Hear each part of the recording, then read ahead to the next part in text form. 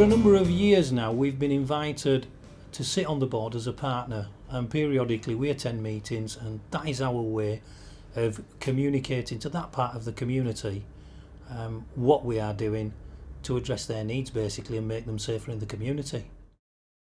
It's quite often an issue for us as well, where people have got sight or hearing problems as well. What kind of alarm is suitable? You know, they need to be alerted if there's a fire, and what kind of alarm is suitable for these people to be fitted in their property.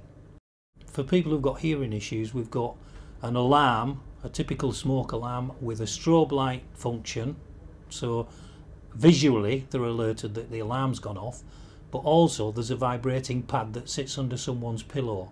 So there's also a physical means of alerting people when they're asleep, and that's the pillow that vibrates to let them know that the smoke alarm's gone off.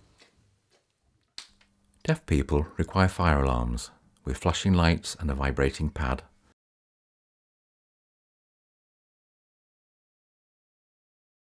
As regards people who've got sight impairments, then obviously the issue for them is not hearing the alarm, it's actually finding a way out of the property. You know, and if there's smoke as well and the sight's not very good, it could be quite difficult for people like that to find the way out of a property in the event of a fire.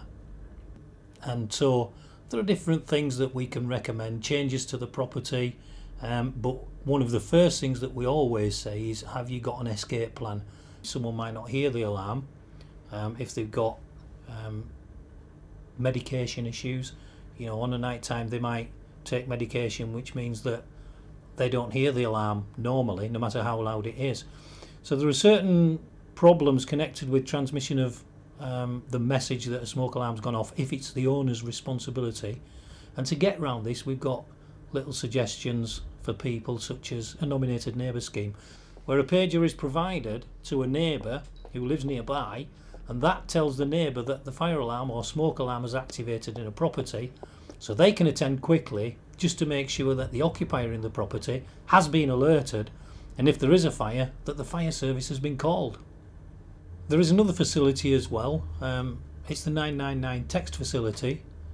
So there's a phone that is a text phone, and people can actually text the fire service a 999 call through, and most fire and rescue services in the country now have this facility available to them.